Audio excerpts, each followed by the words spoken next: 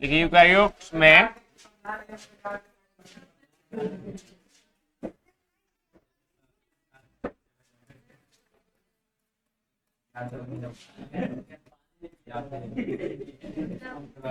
तीन अलग अलग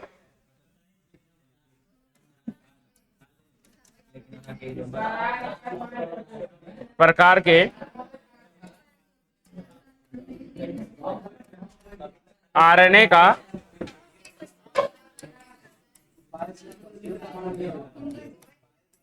संश्लेषण तीन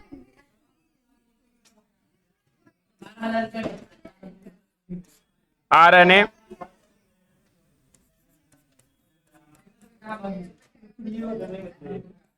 पॉलीमरेज की सहायता से तीन आरएनए पॉलीमरेज की सहायता से केंद्रक में होता है।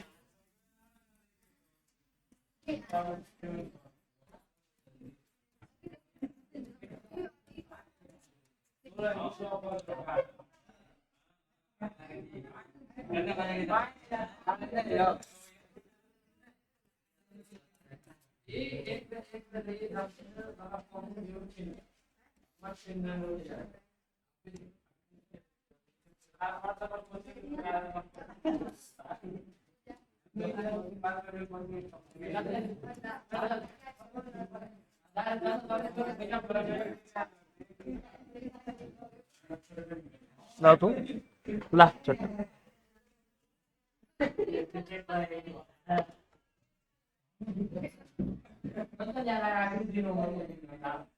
लिखो आरएनए पॉलीमरेज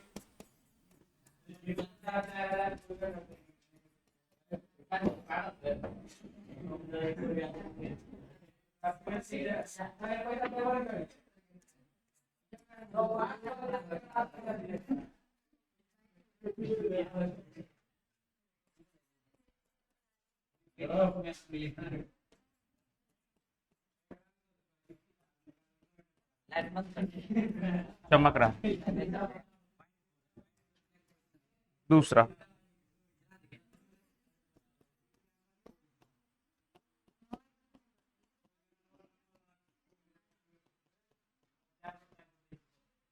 देखिए चमकना शुरू करेगा।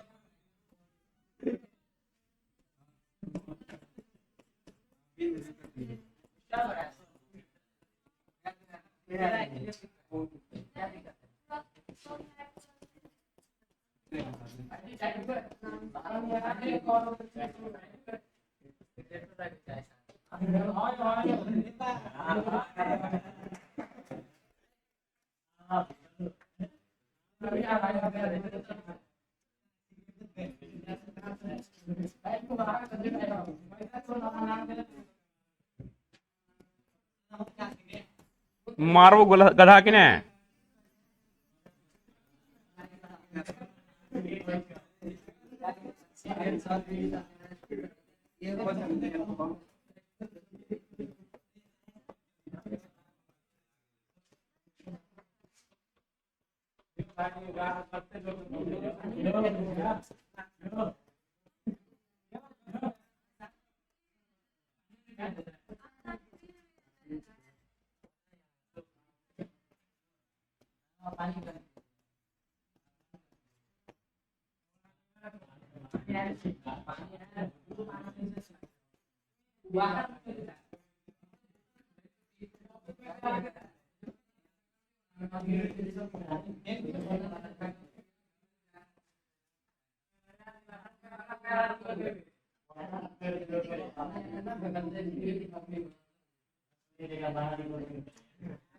लिखो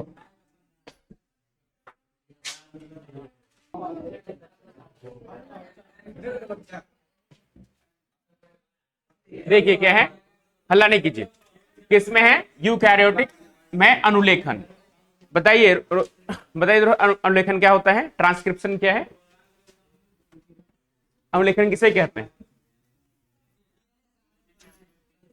वेरी गुड, बैठ जाइए। आप बताइए अनुलेखन क्या है? झूठा है बोल रहे हैं। अनुलेखन क्या होता है? नहीं आई थी, कोई नहीं आई थी, याद नहीं है। आप 5-6 में से बताएंगे अनुलेखन क्या है? इन दोनों को छोड़ के बॉयज में कोई, गर्ल गर्ल को छोड़ के बॉयज में कोई बताओ, इसमें भी उन दोनों को छोड़ के अनुलेखन नहीं किसी को पता है? इस फिगर को पहचानता है? बताते, ये वाला फिगर क्या, कौन सा है? डीएनए है। ये किस कितने स्टैंड में है? डबल स्टैंड में है। अब देखो, जब यही अब कितने स्टैंड में रहेगा तो ये क्या कहलाएगा? आरएनए कहलाएगा। तो जब डीएनए से किस में जाएगा तो क्या कहलाता है? अनुलेखन या ट्रांसक्रिप्शन कहलाता है। क्या कहलाता है? ये किसमें है? यूकैरियोटिक में। किसमें है? चुप रहो। तो बताइए, तो यूकैरियोटिक कोशिका किसे कहते हैं? आप बताइए। नहीं पता यूकैरियोटिक कोशिका किसे कहते हैं? 3, 2, 5, 4, 9 में से कोई बताओ। यूकैरियोटिक कोशिका किसे कहते हैं?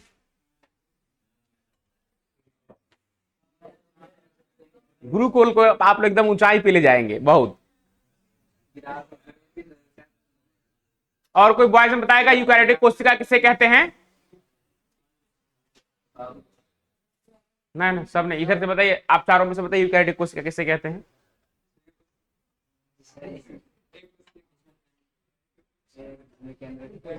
बताइए, हम बताइए। और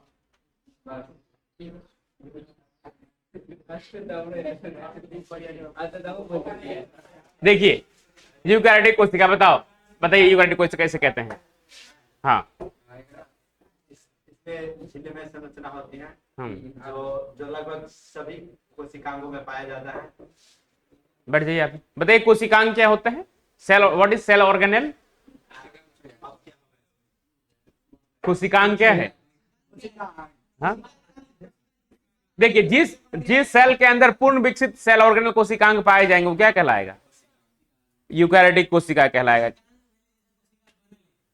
हाँ, तो हम क्या बोले, जिसके अंदर पूर्ण विकसित क्या पाया जाएगा? कोशिकांग पाया जाएगा।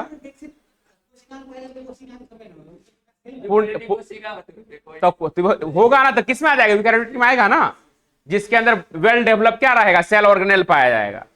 तो सिर्फ किसमें आ जाएगा? यूकैरियोटिक में। जिसके अंदर देखिए सब कुछ तो रहता है, पर सारा का सारा क्या रहता है? नेक रहता है, वेल डेवलप डीएनए ही होता है। तो बस क्या रहता है? ऐसे रहेगा, इसके अंदर घुमा हुआ रहता है। तो ये किसके अंतर्गत आएगा? प्रोकैरियोटिक में। किसमें आएगा? तो कोशिका कितने प्रकार के होते हैं? 2 प्रकार के, एक होता है यूकैरियोटिक, एक होता है प्रोकैरियोटिक। तो यूकैरियोटिक कोशिका में केवल सेल मेम्ब्रेन पाया जाएगा, यानी कोशिका झिल्ली पाया जाता है। उसका जो जितना भी अनुवांशिक पदार्थ रहेगा वो कोशिका द्रव के अंदर ही क्या रहता है? नग्न अवस्था में फैला हुआ रहता है। इसके अंदर कोशिकांग नहीं पाए जाते हैं। पूर्ण विकसित जो वेल डेवलप आप कोशिकांग खोजिएगा ना, ये सब आपको देखने को नहीं मिलेगा। पर जब आप यूकैरियोटिक में जाएंगे, किसमें जाएंगे? यूकैरियोटिक में जाएंगे, तो पहला इसका मैन आपको जो मिल जाएगा, केंद्रक मिल जाएगा। क्या मिल जाएगा? केंद्रक। केंद्रक भी क्या रहेगा? न्यूक्लियर मेम्ब्रेन, अपना इसका अपना मेम्ब्रेन होता है सारा कुछ, उससे क्या रहता है? ये ढका हुआ रहता है। इसी के अंदर क्या पाया जाएगा? क्रोमैटिन पाया जाएगा, मतलब अनुवांशिक पदार्थ जिसे आप मान लीजिए इसी के अंदर पाया जाता है। और जितने भी कोशिकांग इसका अपना अंग होता है, और सभी का अपना फंक्शन और अपना कार्य होता है। तो वो सारे किसमें कहलाएंगे? यूकैरियोटिक में। तो बताइए, आप तीनों में से बताइए, हमारे आपके शरीर में यूकैरियोटिक कोशिका पाया जाता है या प्रोकैरियोटिक कोशिका पाया जाता है? बताइए, आप ही दोनों बताइए। हमारे आपके इस सब जितना बैठा है ना, इस सब के शरीर में किस प्रकार का कोशिका पाया जाता है? यूकैरियोटिक पाया जाता है या प्रोकैरियोटिक पाया जाता है? हम ये तो सब कुछ जानी चाह।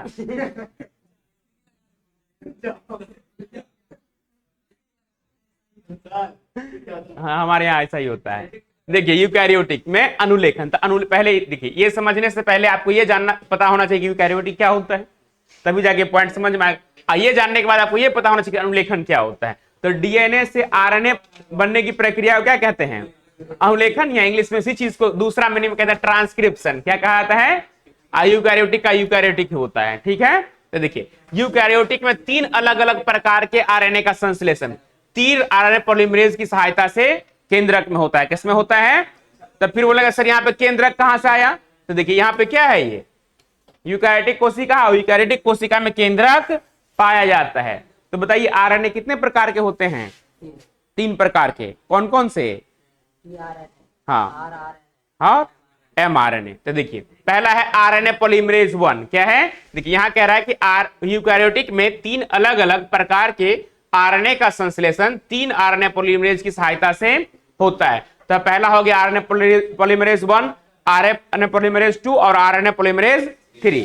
पहला आरआरएनए, देखिए पहला जो है आरआरएनए का अनुलेखन करता है, किसका करता है, आरएनए पॉलीमरेज जो रहेगा वो किसका अनुलेखन करेगा, आरआरएनए का, ठीक है। तो आरआरएनए क्या होता है बताइए, तो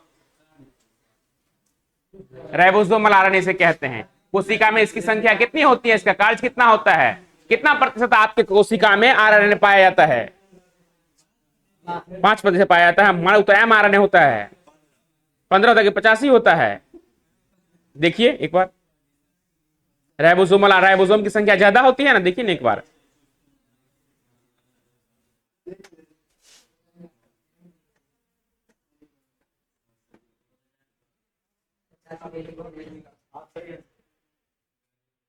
ठीक है। देखिए क्योंकि हमारे आपके शरीर में प्रोटीन, देखो हमारे आपके शरीर में प्रोटीन संश्लेषण के लिए क्या चाहिए, राइबोसोम चाहिए ना, हाँ ज्यादा मात्रा में प्रोटीन संश्लेषण होता है, इसलिए आरएनए की संख्या क्या होती है, ज्यादा होता है। क्या होता है, तो देखिए तो पूछेगा आपसे कि बताइए आरएनए पॉलीमरेज के द्वारा किसका अनुलेखन होता है, तो क्या कहेंगे, आरएनए का। किसके द्वारा होता है, ऑब्जेक्टिव में याद रखिएगा।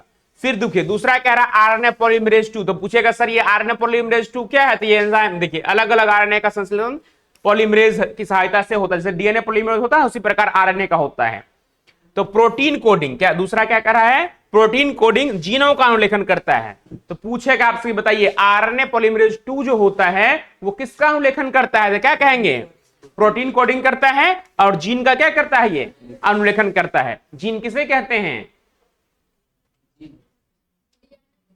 डीएनए के क्रियात्मक खंड को क्या कहा जाता है, जीन कहते हैं। क्या कहते हैं, जिस तरह नेफ्रॉन होता है ना, वृक्क के संरचनात्मक एवं क्रियात्मक इकाई को नेफ्रॉन कहते हैं।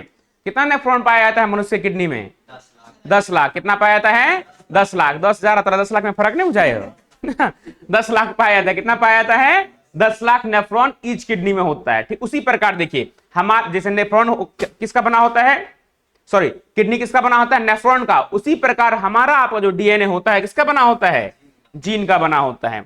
अब देखिए आरएनए पॉलीमरेज 3 कार्यात्मक जीनों का अनुलेखन कर टीआरएनए निर्मित करता है। क्या करता है, टीआरएनए। टीआरएनए क्या कौन सा क्या हो गया इसका फुल फॉर्म, ट्रांसफर आरएनए, जो क्या करेगा। अब देखिए आरएनए पॉलीमरेज 2 एमआरएनए को पूर्ववर्ती रूप विस्मांगी केंद्रीय आरएनए यानी एचएनआरएनए का क्या करता है, अनुलेखन करता है। एचएनआरएनए का मतलब हो गया यहाँ पे हेट्रोजीनियस न्यूक्लियस आरएनए। क्या हो गया, हेट्रोजीनियस न्यूक्लियस आरएनए। किसके द्वारा इसका अनुलेखन होता है, तो आरएनए पॉलीमरेज 2 के द्वारा। अब देखिए समापन बिंदु, समापन बिंदु के इंग्लिश में कहते हैं टर्मिनेशन पॉइंट। क्या कहते हैं, देखिए जब भी कोई काम करते हैं, हाँ तो पहला उसका काम का होगा स्टार्टिंग, तो इनिशियल पॉइंट कहलाएगा।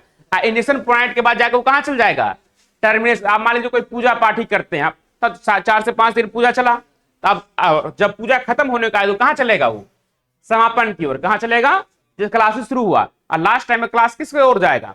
तो देखिए कह रहा है इसमें डीएनए टेम्पलेट के जिस बिंदु पर, फिर पूछेगा डीएनए टेम्पलेट क्या होता है, तो मान लीजिए ये वाला पार्ट हो गया, ठीक, हाँ ठीक है। डीएनए टेम्पलेट के जिस बिंदु पर आरएनए अनुलेखन क्या हो गया, पूर्ण होता है, उसे हम क्या कहते हैं, समापन बिंदु या टर्मिनेशन पॉइंट के नाम से जाना जाता है। फिर एक बार देख लीजिए, तो देखिए डीएनए टेम्पलेट के जिस बिंदु पर आरएनए अनुलेखन क्या होता है, पूर्ण होता है, उसे हम क्या कहते हैं, समापन बिंदु कहते हैं। फिर पूछेगा आपसे बताइए कि कितने एंजाइम के कितने पॉलीमरेज का सहायता लगता है, तो 3, आरएनए पॉलीमरेज 1, आरएनए पॉलीमरेज 2 और आरएनए पॉलीमरेज 3। आरएनए पॉलीमरेज के द्वारा किसका संश्लेषण होता है, तो एचएनआरएनए का। किसका होता है, फुल फॉर्म हो गया हेट्रोजीनियस न्यूक्लियस आरएनए। क्या हो गया, हेट्रोजीनियस विस्मांगी, जिसे कहते हैं समांगी मिश्रण और विस्मांगी मिश्रण होता है ना।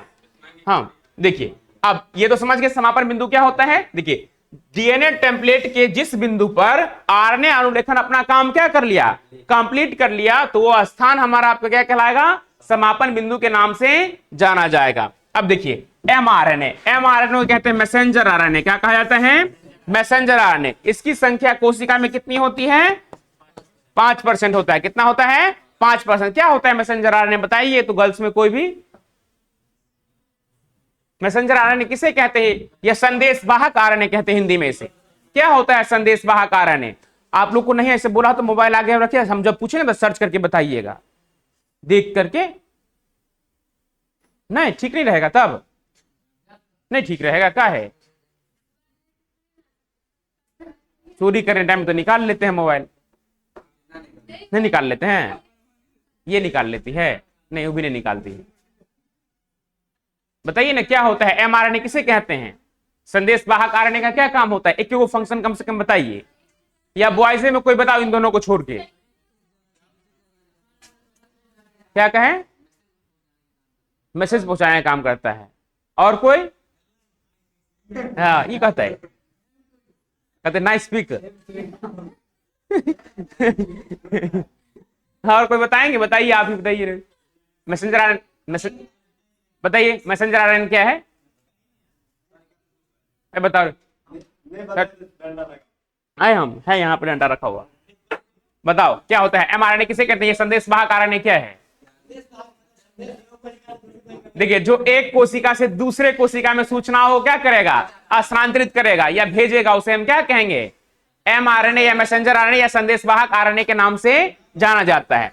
अब देखिए, जब यहां तक अनुलेखन क्या हो गया पूर्ण, यहां से टेम्पलेट अलग हो जाएगा। क्या होगा? अब देखिए, एमआरएनए टेम्पलेट रज्जुक से अलग हो जाता है, और इसे हम जब अलग हो गया तो इसे हम क्या कहते हैं? देखो, विषमांगिक केंद्रीय आरएनए के नाम से जाना जाता है। इसका हिंदी देखिए, हेट्रोजीनियस आरएनए है ना आपका, हेट्रोजीनियस न्यूक्लियस आरएनए, इसका हिंदी नाम होता है विषमांगिक केंद्रीय आरएनए।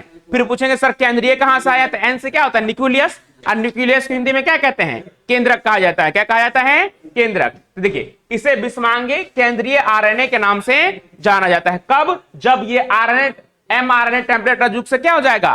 अलग हो जाएगा, तब। अलग होकर ये कहा जाएगा दूसरे सेल में। जी,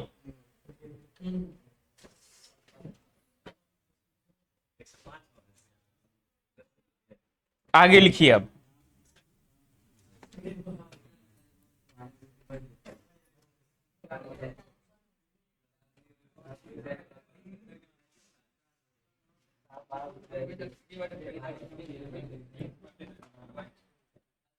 लिखिए, एचएन आरएनए के सिरे डैश देकर लिखिएगा, उसी के नीचे में एचएन आरएनए के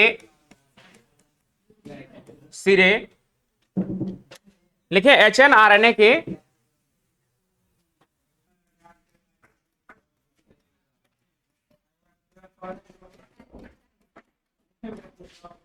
क्या कहलाती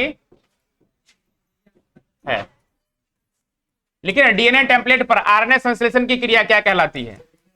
दूसरा लिखिए, जीन किस यौगिक का खंड है? हाँ, जीन बना के लाइए घर से। जीन किस यौगिक का खंड है? तीसरा लिखिए, डीएनए में पाए जाने वाले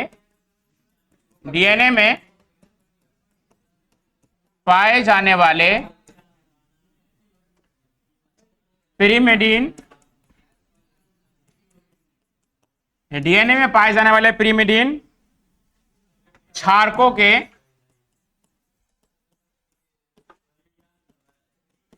नाम लिखें।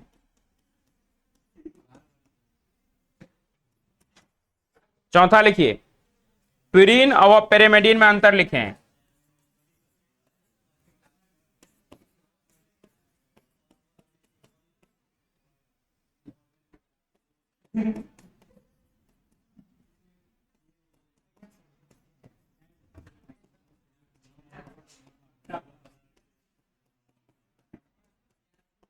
अंतर लिखे। पांचवा लिखिएगा,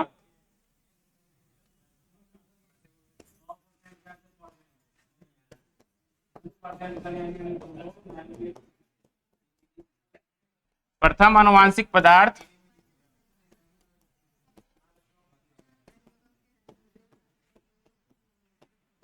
किसे कहते हैं? छठा लिखिएगा, सिस्ट्रॉन, सिस्ट्रॉन या संरचनात्मक जीन